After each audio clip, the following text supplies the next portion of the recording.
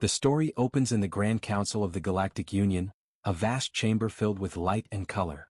Hundreds of alien species sit in rows that rise like waves around the center. Their voices echo in the air, sharp, loud, confident. In the middle of the hall, a hologram spins slowly, a small blue planet floating among stars. The alien leaders look at it and laugh. Humans? They are too emotional. Too fragile. One alien says, his voice dripping with pride. Another adds with a mocking tone, they cry when they lose one soldier. We lose millions and keep fighting. The laughter grows louder, bouncing off the tall silver walls. The Galactic Union, the oldest and most powerful group in the galaxy, calls humanity the soft ones. They see humans as traders, explorers, diplomats, not warriors. Humans talk about peace, trade, and cooperation. They build hospitals instead of fortresses. To the Union, this is weakness. But in secret, the humans remember. They remember every insult, every betrayal, every promise broken by alien empires that once called them allies. Humanity has learned to smile on the surface and prepare in the shadows. At the far end of the council, a young alien officer named Lyra sits quietly. She is from the Varnic species, known for their curiosity and logic. Unlike the others, she doesn't laugh. Lyra has seen humans before, traders, doctors, and engineers who worked on outer colonies. They always smiled. They helped without asking for anything in return. But when she looked into their eyes, she saw something different. Not fear. Not weakness. Something deep, something cold. A quiet strength. Why do they keep calling humans weak? She wonders. I've seen their eyes, they don't look weak. Her mentor, Admiral RYH, notices her silence. Lyra, he says softly, you think too much about these primitives. They are harmless. Let the old races handle the big matters. Lyra nods, but she isn't convinced. The council continues its session. Reports come from the border systems. Pirates, trade disputes, and rumors of expansion near human space. A representative from the Karth Empire stands up. Humans are building more colonies again, he says. They have crossed into sectors we claimed centuries ago. They do not respect the Union. Another alien, from the Core Dominion, slams his hand on the table. They pretend to be peaceful, but they spread fast. We must remind them of their place. The Supreme Speaker of the Union raises her 4 arms. Calm yourselves. Humans will not risk war. They never do. The chamber grows quiet again, until the doors slide open. A messenger rushes in, breathing fast, holding a glowing data pad. He kneels. Madam Speaker, urgent report. A signal from the border of human space. The room stills. Show it, the speaker commands. The hologram above the table flickers. A deep hum fills the air. Then lines of energy appear, huge, dense, and pulsing. It looks like a fleet. Impossible, an admiral whispers. Humans don't have ships that big. The data continues to stream in. Numbers. Power readings. Energy signatures. They are massive, far beyond what human technology was known for. The speaker frowns. This must be an error. Humans cannot create such power. Lyra leans forward, eyes wide. What if it's not an error? What if they've been hiding their strength? Her words hang in the air like a shadow. No one replies. Hours later, rumors spread across the entire station. Some say the humans found alien technology. Others claim they discovered an ancient weapon. Most dismiss it as impossible. The soft ones can't even defend their borders properly. But in the silence between the laughter, something stirs. Old soldiers whisper stories about humans from the early wars, when small human ships fought until they burned, when soldiers died protecting strangers they didn't even know. And somewhere deep in human space, engines begin to wake. Dark ships rise from hidden docks. Their armor reflects no light. Their weapons hum quietly, waiting. Back in the council chamber, the speaker ends the meeting. Let the humans play their little games. If they step too far, the Union will handle them. The members leave, confident, proud, blind. Only Lyra stays behind. She looks once more at the image of Earth, small, blue, fragile. But her instincts whisper something different. Fragile things can break. But when they do, the sharp edges cut the deepest. She turns to the stars beyond the glass walls. Somewhere out there, in the dark, the unexpected war is already beginning. The mysterious signal from human space spread across the galaxy like fire. Every major news channel in the Galactic Union began talking about it. Some said it was just a test. Others said it was a lie. But one thing was clear, humans had done something unexpected. Inside the massive Union Central Station, the council met again. The same hologram of Earth glowed in the center, surrounded by anxious faces. The Supreme Speaker spoke first, her tone calm but sharp. "We have received reports of a human fleet movement. What do we know?" A tall alien with crystal-like skin stepped forward. He was Commander Vrek of the ZYN Coalition, one of the most powerful species in the Union. "Our scouts found nothing," he said proudly. "We believe the humans faked the signal to look strong." The room filled with quiet laughter. "Typical humans," another alien chuckled. "They use illusions because they fear real power." Only one voice stayed silent. Lyra. She sat at the back, her sharp eyes fixed on the hologram. The energy pattern from the signal didn't look fake to her. It looked controlled, intelligent, real. She stood up slowly. "What if the humans are warning us?" The room went still for a moment. Then the speaker laughed softly. "My dear officer, humans do not warn. They beg. They plead. They cry." Lyra sat back down, but her mind didn't rest. Something deep inside her felt uneasy. She couldn't forget that humans stare, calm, steady, waiting. 3 days later, the first human message arrived. It wasn't sent through Union channels. It came through every communication frequency at once, from the core worlds to the farthest colonies. A deep voice spoke in clear galactic common. "This is a message from the United Terran Command. Do not send fleets into our borders. Do not interfere with our colonies. We seek peace, but we are prepared for war. This is your only warning." The message repeated 3 times, then ended. Silence followed across the Union worlds. Then came the laughter.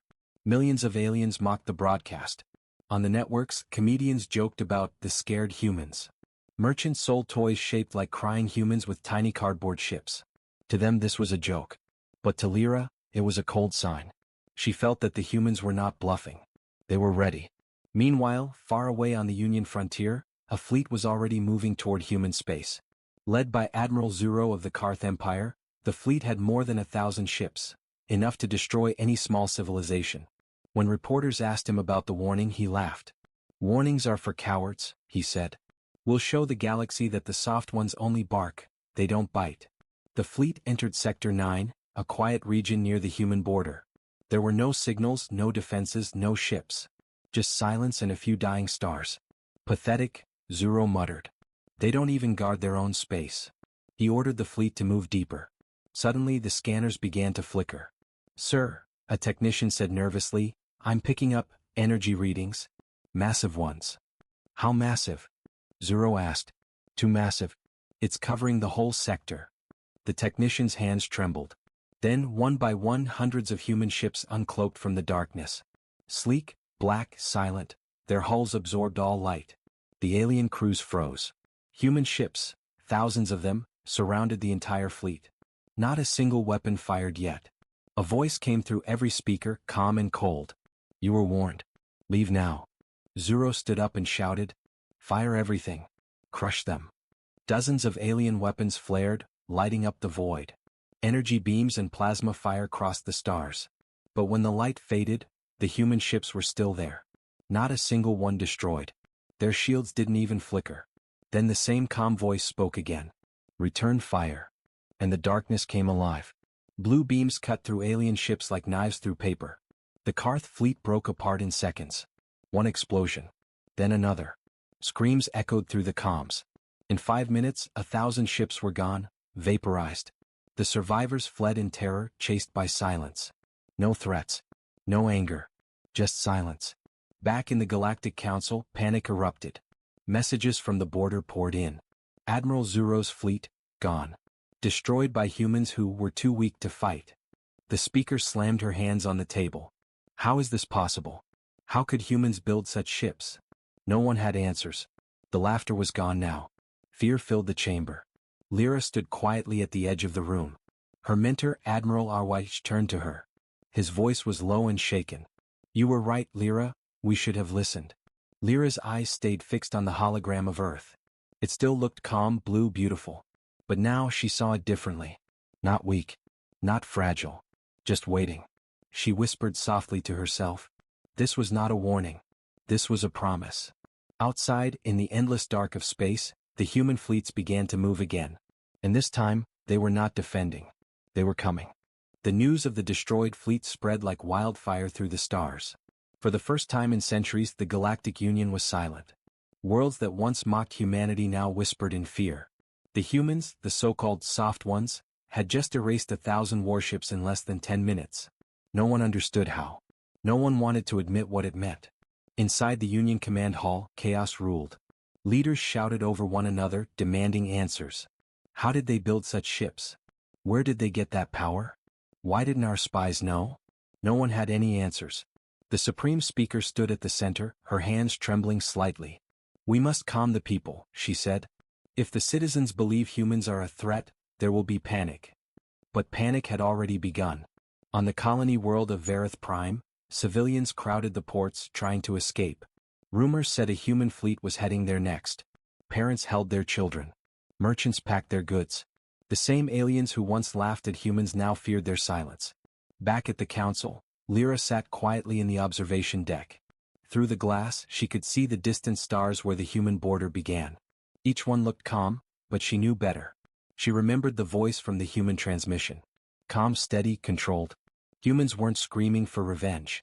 They were simply acting, and that was far more terrifying. Her mentor, Admiral RYH, approached her. He looked older now, his proud face filled with worry. "Lyra," he said, "the Council has decided to send another fleet, one twice the size of Admiral Zuro's." Lyra turned sharply. "What? They're attacking again?" He nodded. "They believe humans are bluffing. They think the first battle was luck, or alien technology." Lyra clenched her fists. "That's madness. They'll be destroyed." RYH sighed. "Orders are orders. And this time they are sending me to lead." Lyra's eyes widened. "You can't go. You saw what happened." He placed a hand on her shoulder. "I must. For the Union, and for truth. If humans truly have that power, someone has to see it with their own eyes." He smiled sadly. "Do not worry. I'll be careful." But deep down both of them knew there would be no safety where they were going. Days later, the Union's second fleet entered human space. Over 2,000 ships, dreadnoughts, carriers, and cruisers, filled the void like a storm. They came prepared this time. Stronger shields, faster weapons, new tactics. They thought they were ready. The first few hours were quiet. Scanners showed nothing. No human signals. No transmissions. Just cold, empty space. Then, something changed. Every ship's radar went dark. The navigation lights flickered. Communications broke down, all at once. "Report." Admiral RYH shouted. "Unknown interference, sir. We're blind." Through the darkness, small lights appeared in the distance. 1, 2, then hundreds. But they weren't stars. They were human ships, emerging from cloak, one after another. Silent. Organized. Waiting. "So many," whispered one officer. "They've surrounded us." Then a single human voice echoed through every channel in the fleet. "Come, Colt. You were warned once. Leave now." RYTH froze. That same tone, calm, emotionless. He hesitated for only a second. "Open a channel," he said. "This is Admiral RYTH of the Galactic Union. We did not come to." But before he could finish, the human voice cut him off. "You came armed. That is all that matters." And then, the stars exploded. Human ships moved faster than anything the Union had ever seen. They didn't fight like others. They didn't shout. They didn't chase. They struck and vanished. Laser storms and missiles filled the void. Alien shields melted under human plasma beams. The noise, the light, the chaos, it was beyond imagination. RYTH's ship shook violently. "Shields at 10%. We can't hold." Lyra's voice played in his mind. "They don't look weak." He realized too late, the humans were never weak. They were just patient. He shouted to his crew. "Send a message to the Council. Tell them." But the rest of his words were lost in fire. The flagship exploded in a silent flash, scattering fragments into the dark. When the battle ended, only a few Union ships survived, broken, fleeing back to their space. The humans didn't chase. They let them go. Back at the Council, the survivors' message arrived. Static, smoke, and a single broken transmission. "They warned us. They're not weak. They're unstoppable." The hall fell into dead silence. No one spoke. No one laughed. The Supreme Speaker finally whispered, "We may have just started a war we cannot win." And far beyond their reach, the human fleet regrouped. Their commander, Admiral Elias Ward, stood before a massive window watching the stars. His officers waited for orders. They attacked twice, he said calmly. They'll come again. Should we strike back, sir? Ward shook his head. Not yet. Let them think we're defending. When they come again, we'll end it. He turned to the fleet's communication officer. Send a message to all Terran systems. Begin Operation Dawnfire. The officer nodded. Yes, sir. As the message spread through human space, thousands of ships began to awaken, massive engines roaring to life. Factories lit up. Soldiers marched. Humanity was preparing for something bigger. The galaxy had laughed at their weakness. Now it would learn what human strength truly meant. The war that the Galactic Union started was now spreading across the stars. Worlds once filled with laughter and pride now trembled at the mention of one name, humanity. The Union had sent 2 great fleets and both were gone. Destroyed. Vanished in silence. The council chambers, once loud and confident, were now filled with fear. Leaders argued in panic. Some demanded peace. Others shouted for revenge. But no one truly knew what to do. We cannot allow humans to control the borders, one general yelled. They're expanding too fast. Expanding? Another shouted back. They're defending themselves. We provoked them. The Supreme Speaker slammed her hand against the table. Enough. We will not surrender to a minor species. The Union must stand united. But deep down, everyone knew they were not united anymore. Every empire was thinking only of survival. Fear was stronger than loyalty. Across the galaxy, strange reports began to arrive. Entire communication networks went dark. Outposts vanished from sensors. Trade routes were silent. At first, they thought it was sabotage. Then they realized it was the humans. Human fleets didn't invade like conquerors. They didn't take cities or raise their flags. They simply appeared, disabled every weapon, took control of key stations and then disappeared again. No speeches. No demands. Just quiet precision. A Union analyst summed it up with trembling words. They don't fight wars. They end them. Meanwhile, on a moon orbiting the Union capital, Lyra stood alone on a watchtower, staring at the stars. She could see flashes in the distance, silent battles between human ships and Union patrols. Each flash meant another loss, another defeat. Her heart was heavy. She had warned them, but no one listened. Now billions were paying the price. Her communicator buzzed. It was an emergency broadcast from her old mentor, Admiral RYH. Only his voice was weak, filled with static and pain. Lyra, if you hear this, the humans, they are not what we thought. Don't fight them. Don't make the same mistake we did. Then silence. The transmission ended. RYH was gone. Lyra closed her eyes. For the first time she felt tears. In the capital city, the council gathered for what they called the final defense.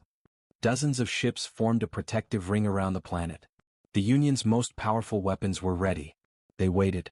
Hours passed. No sign of the enemy. Then, the alarm screamed.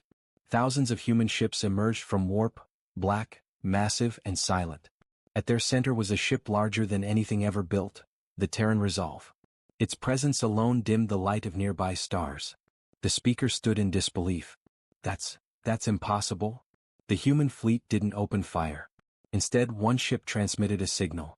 A calm human voice echoed through every channel in the system. Galactic Union Command, this is Admiral Elias Ward of the United Terran Command. We do not wish for destruction. But your fleets attacked us twice. You killed thousands of our people. This ends now. The speaker shouted back through the comms. You dare threaten the Union? You think you can stand against hundreds of worlds? There was a pause. Then Admiral Ward replied quietly. We already have.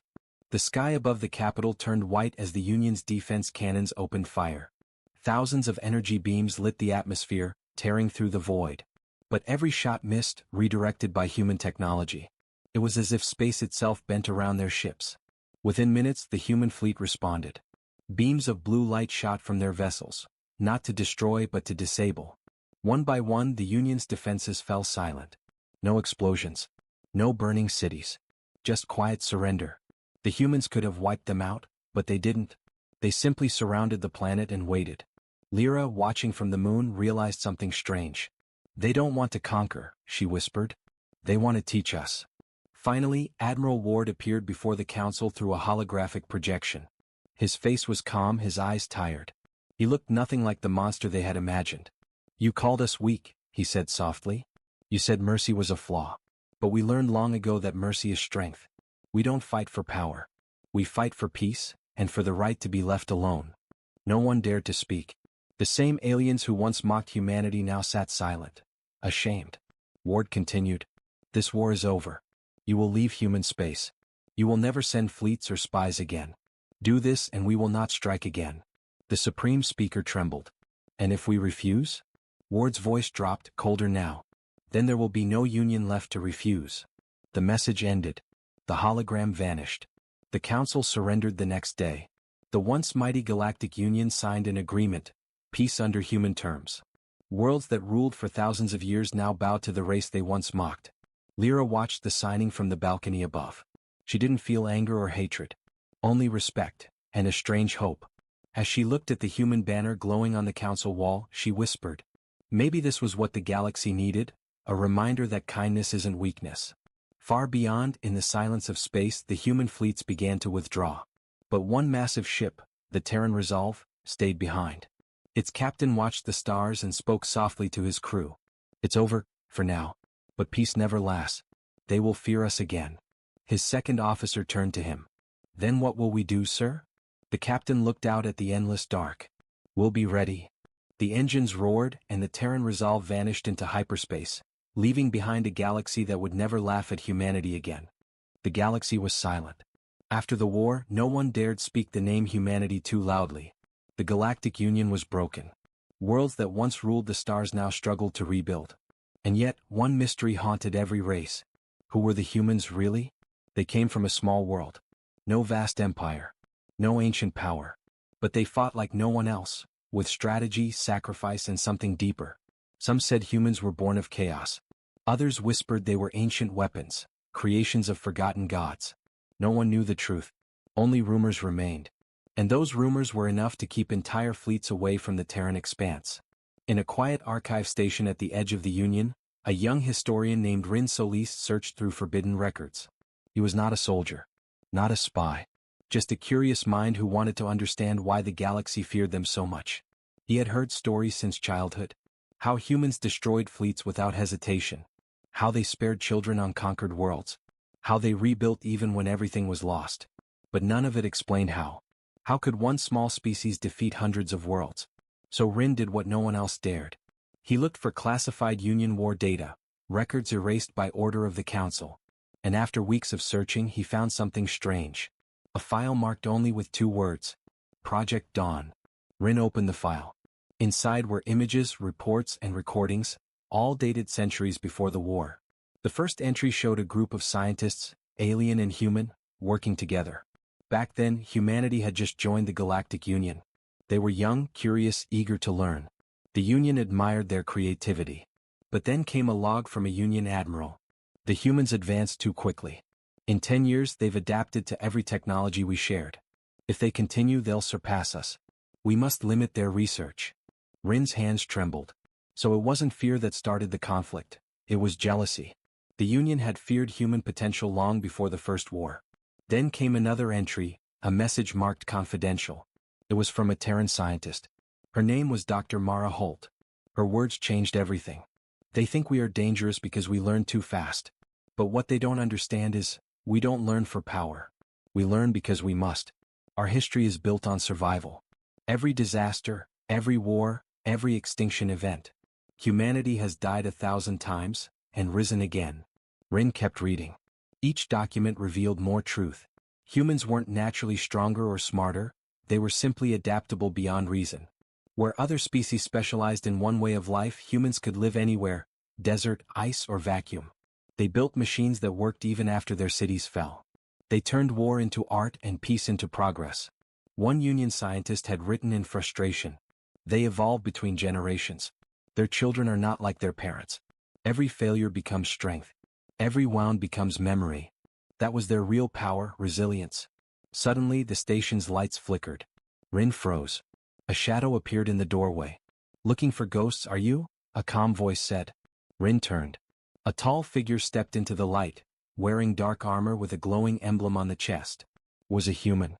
Rin's throat went dry. Humans were not supposed to be here. No one had seen one in years. I didn't mean to intrude, Rin stammered. I just wanted to understand why everyone fears you. The human looked at him quietly, then smiled. Fear comes from ignorance, not truth. He walked closer, hands unarmed. We don't want your worlds. We don't want thrones. We just want to be left in peace. But peace requires respect, and you never gave us that.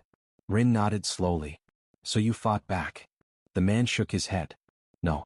We defended ourselves. There's a difference. He looked around the archive, at the broken systems and dusty records. You're searching for why we are the way we are. But the truth is simple. We remember pain. We carry it and we turn it into strength. He paused. That's humanity. Rin swallowed hard. What happens now? The human's eyes softened. Now. We rebuild. You rebuild. But one day when you're ready to understand, come to the edge of the Terran expanse.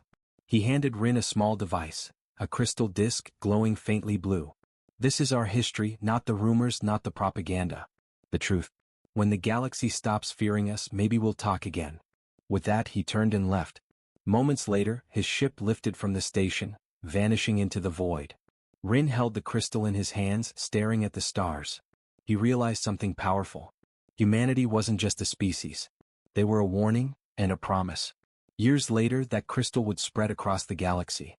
Aliens would listen to human voices, read their words and see their history, the wars, the kindness, the perseverance. And slowly the galaxy would understand. Humans do not conquer with weapons. They conquer with endurance. Rin, now an old man, would tell his students one final truth. The galaxy once feared humanity because they saw them as monsters. But the real monsters were the ones who tried to destroy what they didn't understand. He looked out the window toward the distant glow of Sol, the human star. And as long as that light burns, the galaxy will never forget who taught them what strength truly means. Years passed. The galaxy began to heal. Worlds rebuilt their cities, repaired their fleets, and tried to forget the war that nearly ended everything. But the name humanity still lingered, a whisper in the dark, a legend told to young soldiers before battle. Some believed humans were gone forever. Others believed they were waiting, watching, behind their mysterious borders. No one had seen a Terran ship in 20 years. Until now. The story begins on Narroted Station, a massive trade hub near the edge of known space. Merchants from 100 worlds gathered under its shining domes. But that day everything changed. At first it was just a signal, faint, rhythmic, pulsing through the comm systems. The operators tried to decode it. No translation matched. Then someone realized what it was. It's human Morse code, whispered a technician. The room fell silent. The code repeated one phrase again and again. We are coming home. Within hours, the Galactic Council gathered. Panic spread across the systems. Admirals demanded fleets be prepared. Scholars argued humans were extinct. Others warned, if they're back, do not provoke them. In the middle of the debate stood Lyra, now a respected officer, older, wiser, and haunted by memories of the First War. She had seen what humans could do. And she had also seen their mercy. Do not repeat our mistakes, she said firmly. Last time we attacked out of fear. This time we should listen. But the council didn't listen. They never did. They sent scouts to the Terran border, small ships, cloaked and armed. None returned. A week later, the stars themselves seemed to tremble. From deep within the void, something massive emerged. Hundreds of ships, silent, dark, their hulls reflecting no light. Every ship bore the same emblem, a simple blue circle with a white star in the center. The flag of Sol. The human fleet had returned. But they didn't attack. They just waited. Formations perfect, silent as ghosts. Then, from the lead vessel, a single transmission echoed across every channel. This is Commander Elias Ward of the Terran Coalition. We do not seek war. We seek closure. On Narroted Station, the council watched in awe. The humans were calm, controlled, but behind their quiet voices, everyone felt something powerful, discipline, and purpose. Commander Ward continued, Years ago you called us weak. You took our kindness for softness. You mistook patience for fear. You tried to destroy us and we endured. Now we offer peace one final time. The council chamber was silent. No one dared answer. Lyra stepped forward and opened a direct channel. Commander Ward, she said softly, the galaxy has changed. We have changed. Ward looked at her from the holographic screen. Perhaps. But have you learned? To prove their intentions, the humans shared what they had built in their exile. New technologies that could heal worlds. Engines that didn't pollute. and medicine that could cure diseases once thought eternal. They didn't ask for tribute. They asked for unity. The war taught us pain, Ward said. But pain taught us wisdom. We will not rule through fear, we will guide through example. And for the first time in centuries, the galaxy believed them. Weeks turned into months. Trade resumed. Human scientists visited alien worlds again. Children who once grew up hearing stories of Terran monsters, now met real humans, and saw only compassion in their eyes. Lyra visited Earth herself, a blue jewel shining against the black sea of stars. What she saw changed her forever. Human cities weren't built like alien ones. They were scarred, rebuilt again and again, layer upon layer of struggle and survival. Yet every street carried music, laughter, and light. She met the people, engineers, farmers, artists, none with superpowers, none with arrogance. Only resilience. Now I understand, she whispered. They never won because they were strong. They won because they never stopped trying. Years later, Lyra retired from the council. She lived near the Terran border, watching human ships pass like silver comets. And one evening, as the twin suns of her world set, she wrote her final report. To all who read this, remember the lesson of humanity. Power is not in weapons or fleets or fear. Power is the will to rise again after falling. The galaxy once laughed at the humans' weakness. But in the end, it was their weakness that became their greatest strength. Decades later, long after Lyra's passing, her message became part of every academy's teaching. Young cadets learned of the Terran War, of the Union's fall, and of the humans who forgave when no one else would. And above the galactic core, a memorial floated quietly. A giant ring of steel with the words engraved in 100 languages. For those who laughed at humanity's weakness, and learned what true strength means. The camera pans out, through stars, past nebulae, until the glowing blue of Earth appears in the distance. And as soft music rises, a voice echoes one last time. We are human. We fall, we bleed, we break. But we rise again. Always.